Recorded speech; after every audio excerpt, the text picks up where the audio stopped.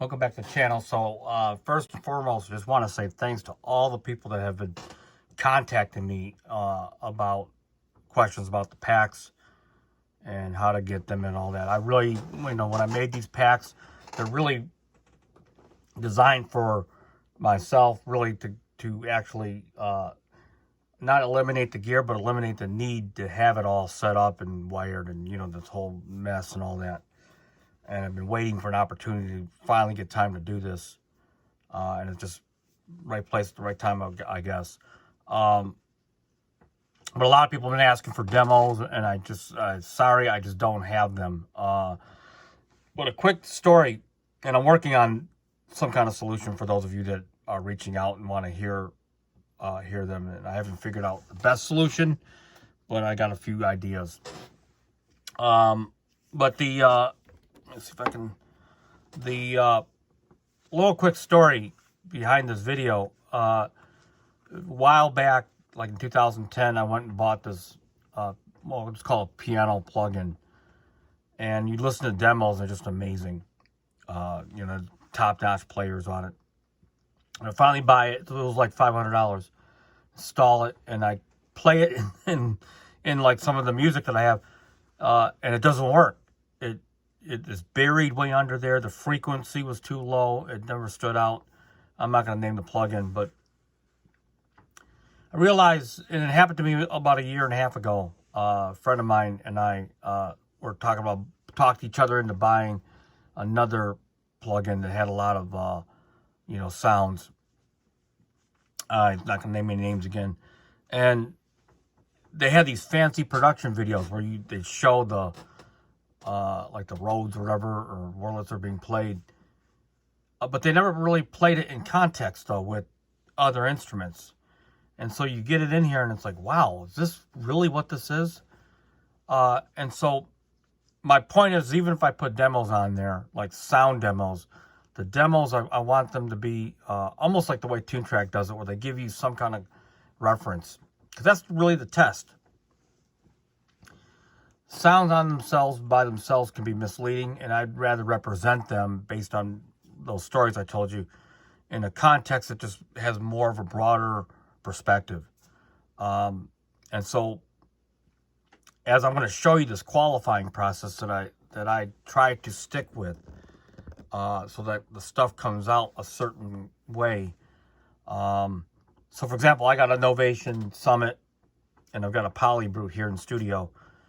And when you physically play those instruments and you browse through the presets, you can actually blow your speakers. They have presets that are so out there, way, way out there, and some that are really quiet, that you have to actually be very careful. And what I'm trying to do is a qualification process that meets the standards, at least that I want, which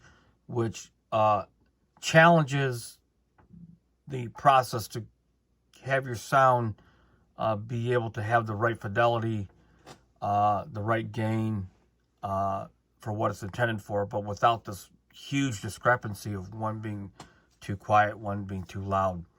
And it's kind of a hard balance to make, because you have to spend a lot of time doing it. And while these aren't perfect, I'm going to try my hardest to do that, so that personally when I use them, I don't run into those kind of issues. So the qualifying process that I try to stick with is I'll take usually drums. I always have to take drums because that's like the basic part of music for me.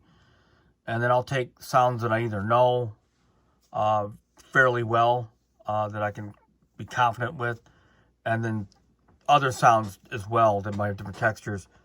And I put them together so that when I audition, like I'm working on a new lead guitar, like a distortion lead guitar library right now.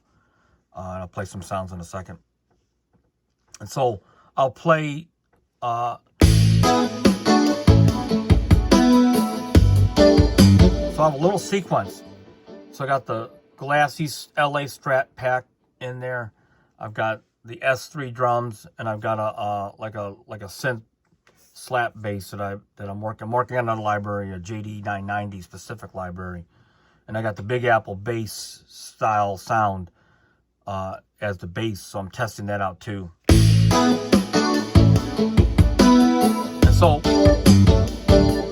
so I'm going to test these guitars. So here's so before I begin, the reason why I haven't done this kind of library, it was the most challenging library because it actually wasn't possible even a year ago, even 6 months ago wasn't possible because this amp modeler that's inside the MPC software and the MPC standalone was sort of the key behind making this really happen. And because I'm actually a Native Instruments Guitar Rig 6 user. Love that program. Phenomenal. But I wanted to try to keep everything in the box. That's the whole purpose of that. And having to use that plugin started to move me in the other direction, and I just wouldn't do that. So I got into these different models, started to tweak them a little bit.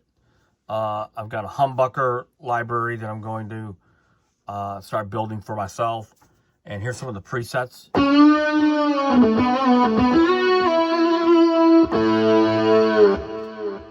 So when I try to go through these sounds, so here's another sound, Dirty Rhythm. And I'm using twin cream cab.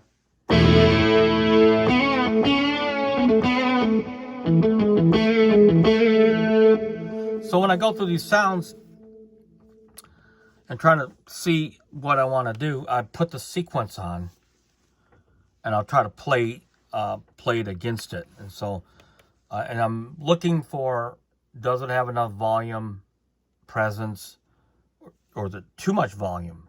Where, like I said, it won't work. It'll blow your speakers. So this is what I use to test people when I make the presets.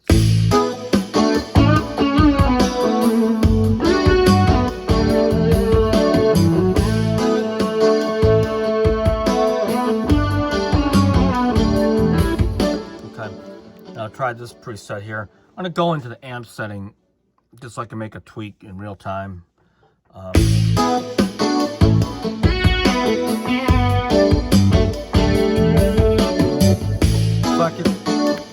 So I'll look at the gain structures of the actual sample key groups, the sample editor. I'll go into the effects. Let's see in here. Let's see. Do it into the preset. Let's see. And then I'm probably not looking to change the gain of the key group instruments because with guitar and distortion and amp modeling, it's such a drastic difference, and I don't want to get my gain necessarily from that. I want to get it from the model itself if I can. So I might change the output of the amp.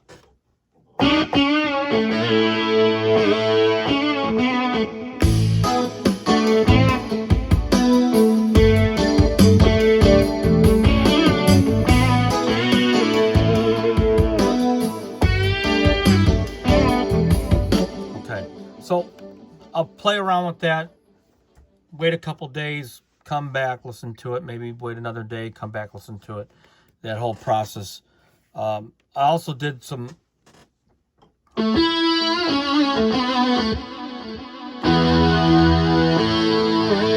another one.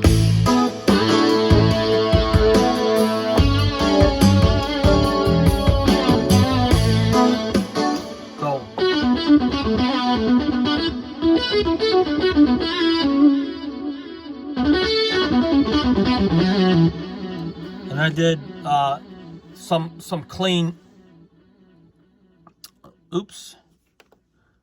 some clean presets I'm working on as well. So instead of the Strat, you know, like the humbucker style, the single coil, I've got sort of the clean.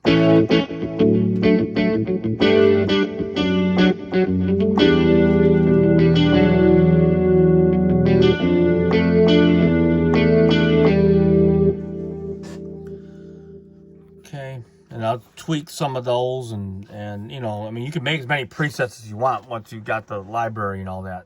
Once I install the library, when I make the library, I mean, I can make as many presets as I want. Quad rhythm.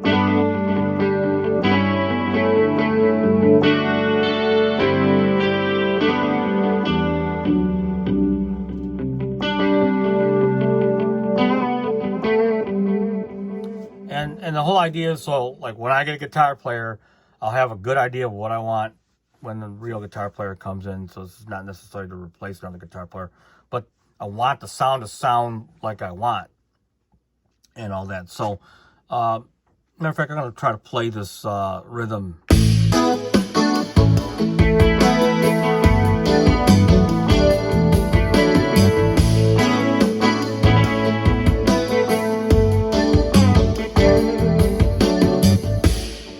Like even this one, it's just a never-ending thing, but adjust the volume a little bit.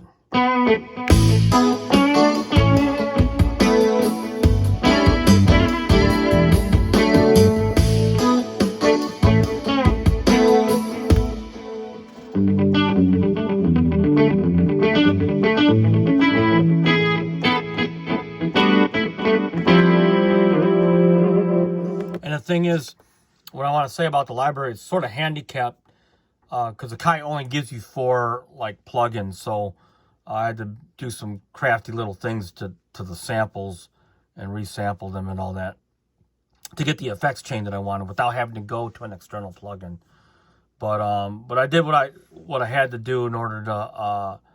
I mean, I could use inserts and auxiliaries, but I want the plugin.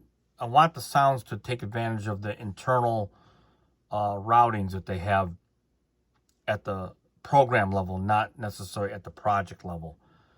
So I want to be able to I wanted myself really to have that simplicity. So anyway, hopefully this information, you can employ some of that into your workflow, especially the sound matching and all that. And you can do that not just with the sample packs. You can do that with your own gear, like gain stage and all that. But it's like I told you with the external gear, it's a mess. It's a world of hurt. Although it does have its advantages and all that. So anyway, until next time, peace out.